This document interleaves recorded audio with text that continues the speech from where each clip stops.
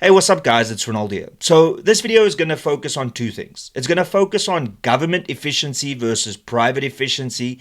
And the second thing is how people on social media are responding to the outcome of which of the two is actually better. And I can promise you that the results will shock you. Now, before we get into this video, please be sure to subscribe. It's absolutely free. It won't cost you anything. And the only thing that you need to do is to click the subscribe button, and that supports this channel greatly, so it'll be appreciated. All right, so let's focus on the fact that in 2020, during the State of the Nation address, Cyril Ramaphosa promised that within a couple of years, a university would have been built in Ekurhuleni. And I want you to take note that this was said in 2020, February 2020 to be exact. So 6 years ago.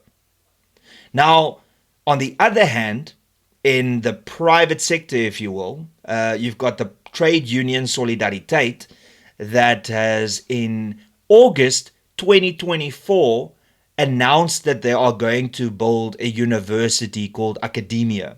So literally 4.5 years after Cyril Ramaphosa stated that he, through the government, will be building a university. Now, I think it's important to note that the government building a university is a lot easier than a trade union building a university, because the government's already got access to the land. They can approve the agreements, they can approve the permissions that they need. And on the other hand, you've got Solidarity that doesn't have all of those resources. But the most important resource is money. The government has got taxpayers' money that they can rely on, whereas Solidariteit doesn't have that benefit. So on paper, this university from Cyril Ramaphosa should have been built by now, should have been fully funded by taxpayers, and there should already be classes that's taking place because it's been 6 years. Now, has it been built? Well, let's find out. By the way, well done to my broadband for this brilliant article saying Cyril Ramaphosa's new University of Science and Innovation versus Solidarity's new Afrikaans University. Now, you can go and read this great article to get more detail, but I just want to focus on the images that's here.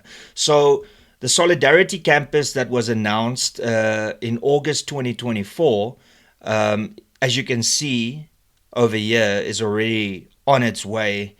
And it's doing really, really well. There's a lot of development. If you think about the fact that this is less than 2 years ago when all of this started, you can see that Fase 1, Phase 1 is already underway for the Korshuise and for the Campus Boulevard.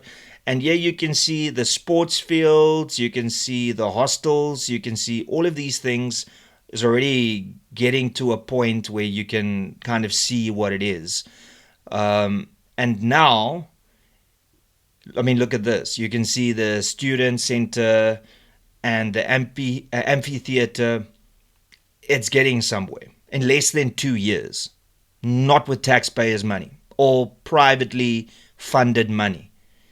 And then let's look at Cyril Ramaphosa's university that was promised over 6 years ago. Oh, they haven't even removed any of the stuff on the land.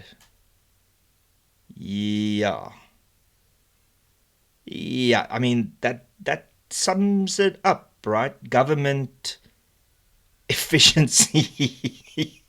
6 years, ladies and gentlemen. Yeah, that's right. That's government efficiency right there. 6 years and they haven't even removed the things off of the grounds to actually prepare to get things going. And this is 6 years. 6 years ago. More than 6 years. I mean, it's actually 6 years and 2 months, I believe. So 6 years and 2 months. Taxpayers' money. Plans already approved, got all the red tape out of the way because you are the government and you haven't even removed the shit off of the grounds that you want to build on that was on the land when you got it, right? And then you've got Solidariteit, Solidarity, with a private university that was announced less than 2 years ago, and they've already laid foundations and they're already busy with phase one, almost entering phase two. So that already gives you the clear picture of government efficiency versus private sector efficiency. That's all clearly there on full display.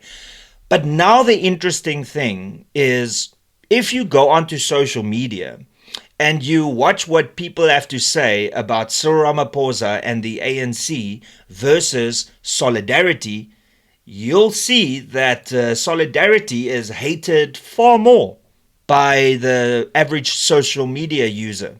And the question must be why? Why is Solidarity hated so much? Well, I can tell you why. Whether you believe me or not, that's up to you. The reason Solidarity is hated so much in this country, specifically on social media, is because of a couple of reasons. The first reason is mainstream media consistently trying to talk cock about who and what Solidarity is, and twisting people's perceptions of who and what Solidarity is.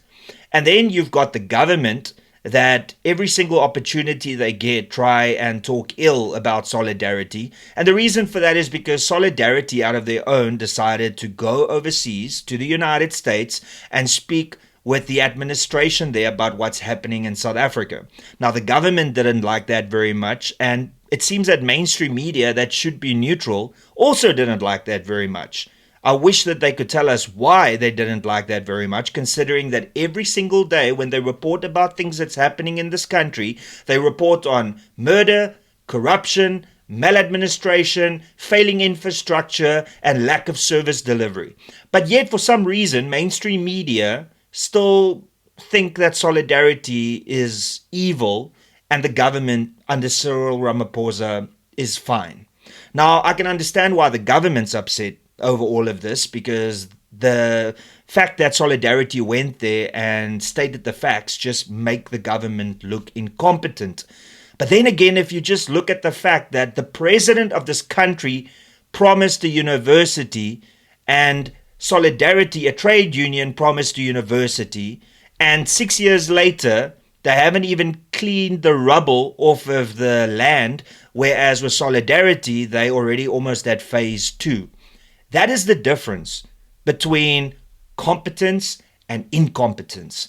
And even though the government is incompetent and Solidarity is competent and can account for every single cent that they have spent, and if you had to ask the government that, I'm too scared to find out. I'm sure for every 1 rand that they've spent of taxpayers' money, you'd be lucky if they actually spend 10 cents or more on the project that they actually wanted to spend it on. But like I said, on social media, Solidarity and AfriForum and, right-wing podcasters are always the evil people according to the government, mainstream media, and social media users. But it's because of a narrative that's been driven for many, many years and intended with the sole purpose of discrediting Solidarity, AfriForum, and alternative media, specifically right-wing people. Ultimately, the question that you have to ask yourself is, how is it possible that a government with trillions of rands and easy removal of red tape, after 6 years and 2 months, have not even managed to start building a university? They haven't even cleared the ground. But an organization, a trade union like Solidarity that relies on private funding and has got a lot more red tape because they aren't the government, within 2 years is already almost at phase 2 of building their university. Why is mainstream media so obsessed with driving a terrible narrative about the one that's actually successful and talking very positively about the one that isn't? That is the question that you have to ask yourself. And I would like to get your opinion. Let me know in the comments below why you think this narrative is the way it is on social media and being driven by mainstream media, and also the government clearly not being happy with Solidarity showing them actually how things are done. And that's pretty much all I got to say. Thank you so much for tuning in. Please be sure to smash that like button, share this video far and wide. Don't forget to subscribe. It's absolutely free. It won't cost you anything. However, if you'd like to support this channel financially, you can give a super thanks by looking for the $ sign below and then choosing an amount. And thank you very much for that. Or you can become a member to this channel that comes with its own perks like early access to my videos, a stream dedicated only for members, or joining the members only WhatsApp group. And you can find out more about that by clicking the join button below. And that's pretty much all I got to say, everybody. Till later, cheers and peace out.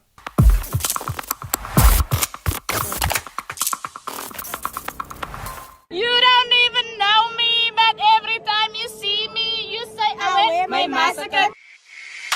You don't even know me, but every time you see me, you say I wear my massacre. I wear my massacre.